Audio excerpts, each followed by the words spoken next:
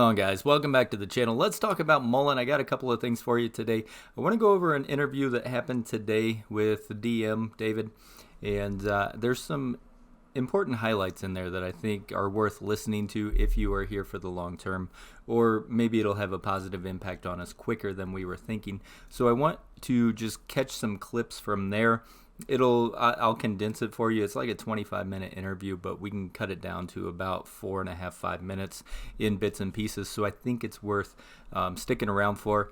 We'll look at the charts. We'll look at the ortex as well. So, take what you want out of this video, but I think it's something that's going to be of interest to you because it kind of leads to a timeline, a time frame, what they've been doing with their money, how they're going to use that money, or how they have used that money effectively, and ultimately production. That's what we want. When could production happen? So let's get into the video. As always, this is not financial advice. I'm not a financial advisor. It's just for entertainment purposes. That's why you're here. Let's be entertained. So check this out. This is talking about the IGO in the interview as far as what was going on with IGO and when could it start production. And then we're targeting Germany. We think we have some great opportunities there as well. Matter of fact, we're very encouraged about what we can do internationally with the IGO. So we're excited about that. We might even bring it into the U.S. at some point, depending on the success we have internationally with it, and maybe beef it up a little bit, offer a little bit more range, and who knows? Maybe some unique operation in the U.S. needs a vehicle that can do short distances and take up work in a limited amount of space and be efficient. This might be a perfect. So I'm not really too interested in the fact that they are also contemplating bringing it to the U.S. I mean, I know that's an option, but I would rather see them focus on several of the irons that they have in the fire right now. But this point here is what is impressive. Vehicle for them, so we're exploring the U.S. market at some point as well. So yeah, it's a very exciting vehicle, and its price point is conducive to the masses. So we're excited about it. And in the press release, it said it's ready to go now. So does that mean you can actually start marketing and selling it and get revenue from that in the short term? Or what does the actual rollout of that look like?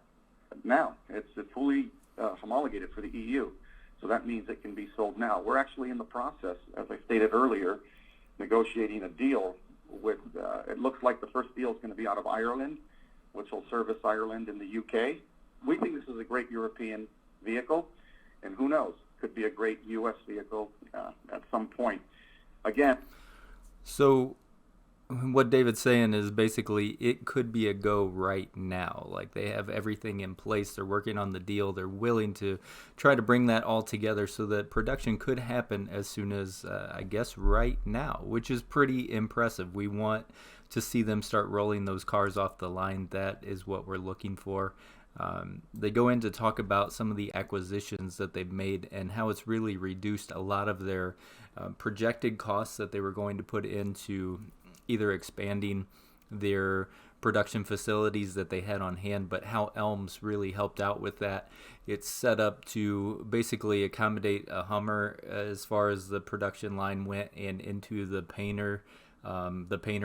So with that, they can go ahead and roll their product into that line with making very minimal changes to what they would have to do so that could technically roll out into production. This next part's going to be about 4 minutes long. We're just going to listen to David's interview and see what we can take away from there. So if you don't want to listen to it, just skip ahead 4 minutes. But if you're interested, if you're here for the long term, if you're here for the vision, I think it's worth a listen. With all of the deal flow that you've got and your IGO deal and your manufacturing and everything that you've got in place, you've got so many irons in the fire. Just to give investors some insight into the company's financial position and also your recent news you just put out on your elimination of debt. Can you just give us some summary of like your confidence of the ability to move forward with all of these ambitious plans? There's a cost to everything. I mean, people know that, right? Nothing is free. And currently, most companies like Mullen that are pre-revenue use their public status and their stock as currency to generate the capital needed to execute on its plan. what Mullen does is Mullen's very efficient in how it operates. It's created billions and billions of dollars of value for hundreds of millions of dollars, meaning the assets that we acquired in this Elms bankruptcy auction at one point had a market cap north of $1.4 billion. That factory alone, when we were in Michery, Indiana, Door, which is one of the builders of paint shops, told us that they had a request from someone that was looking at that plant during the auction process and wanted to know what it would cost just to move the paint shop to Mexico, and the quote was $500 million. Just think about that. Let's put it in perspective. So it tells you the value of just the paint shop there, not including the body shop, the general assembly, the equipment, all of the things. So in my mind, we've used our stock as currency to acquire resources. We've been able to survive in an environment when it's real tough right now for companies to, one, raise money, two, to execute, and we've been accomplishing our goals by creating what we believe to be positive opportunities, one of which obviously was Bollinger. People look at the Bollinger transaction, and some of the comments that I've heard were, hey, a pre-revenue company buying a pre-revenue company. No, I don't look at it that way. I look at it as a company that's been around for 8 years buying a company that's been around for 5 years that has a product that everybody loves and thinks can be special, and it's just a matter of execution, now taking it to the next step. The problem with Bollinger was they didn't have the capital needed to go build a $1 billion facility to execute on the delivery of the B1, so they decided to segue into the commercial segment, which is not as cost expensive but could return results quickly. We purchased the Elms assets for a strategic reason. We knew that we were going to buy Bollinger. We knew that that would be the quickest path to production for Bollinger at mitigating the cost by 10 times. So for us, it was a win-win-win because we knew exactly what the plan was. And then, to add the cherry to the ice cream, we could produce now the Mullen 5 and 5 RS there on a separate line. Now, let's put that in perspective. We have a plan that we went out publicly with, and we said, in order for us to build the Mullen 5 and 5 RS, we're going to spend at least $1.2 billion to $1.3 billion. And how we're going to spend that is we're going to expand the current Tunica facility by building out 1.2 to 1.3 million square feet, not including equipment to ramp up to produce the Mullen 5 and 5 RS.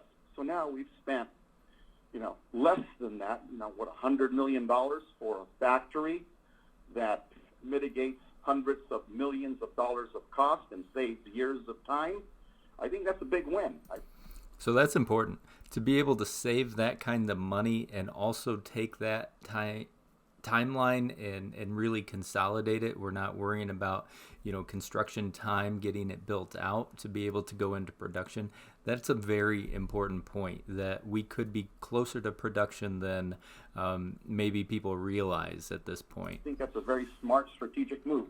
So it's not where you start, it's where you finish. It's like a puzzle. You put the pieces together, and you don't know what it's going to look like until you're done. Well, we put all the pieces together, and now we know what it's going to look like. So now it comes down to execution, and it comes to delivering vehicles to customers, which we're going to do, and then we'll let the public tell us how they value us, what they think we're worth.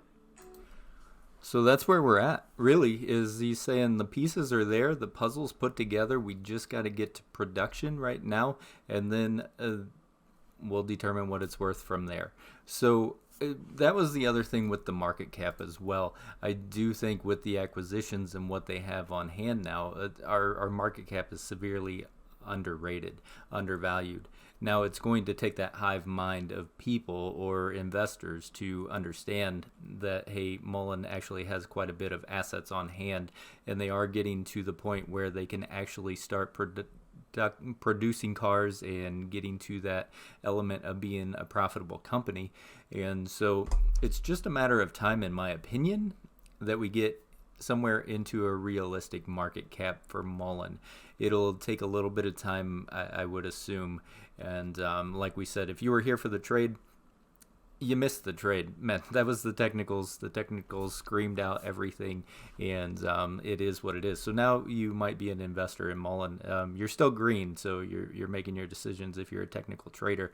But if you're here for the long term, that was a very important interview. I think those words kind of meant a lot. It kind of helps clarify in our minds where we are currently sitting, how close we are to actually being in production with Mullen, and that's what we need. We need that production. That's going to be our next catalyst. There are a couple other things that could be catalysts. The battery could come out and give us a little bit of something as well. But sounds like IGO's ready to just rock and roll. They're just waiting to seal that deal, so let's see what they do there. Sounds like they're in place for just minor revamping of the Elms acquisition shop to tailor that to be able to roll the B1s, B2s. So let's see how it all comes together.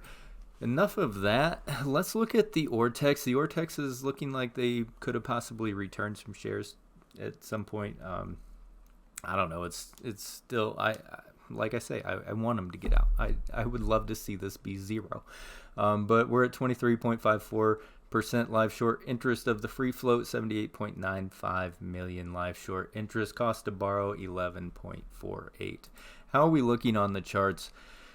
I was about to draw some sort of new trend line here for us, but honestly, it made the breakout there at the end of the day. It was kind of an ugly day overall in the EV sector, so it wasn't just Mullen that was being solely picked on. If you look at Tesla or you look at NIO, they both were kind of having a little bit of a rough day. So the EV sector was just getting a little bit of a bad hand, I guess, for the day. I still want to see what we're going to do. Ultimately, right now, where do we want to get? Let's look at it on a longer time frame. I don't like short time frames. No. Yeah, so our point of control is really going to be back up around that 35.5, 36 cent range, which is putting us pretty close to where we want to be, to where the confidence is really going to start coming back in. That's around that 38 cent level. So let's see if it can do that. Let's see if this can actually turn around. We're struggling right now. I'm not gonna lie to you guys. We're struggling, and we're just waiting for things to change. So there's nothing else we can do. If you're in here for the long term, if you're in here for the vision, I guess right now you want to see if this can do a breakout, because we are going to be trying to get above this trend line. Trend line sitting somewhere roughly around 27 cents. Right now we're at 26.80. After hours pre-market do not mean a whole lot to me. I like the actual trading through the day. That's whenever we see most of the impact as to what's going to happen. We see it run up plenty of times in the pre-market and the after hours.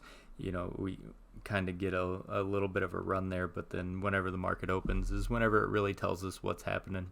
So in the immediate future, let's see it break back above 27, hold, and work its way back into this trend line, which is ultimately going to be around 32 cents. Let's see if that happens. But I hope you guys enjoyed the interview that took place. I think he had a lot of words that really should mean a lot to us if we're here for the long term, if we're here for the vision, and if we're here for the production. So let's go from there, guys. I appreciate you coming back and watching another video. I hope you had a great weekend. I'm happy you guys all stayed safe and you made it back. I will catch you guys in the next one. As always, stay golden, people, and may your accounts stay green.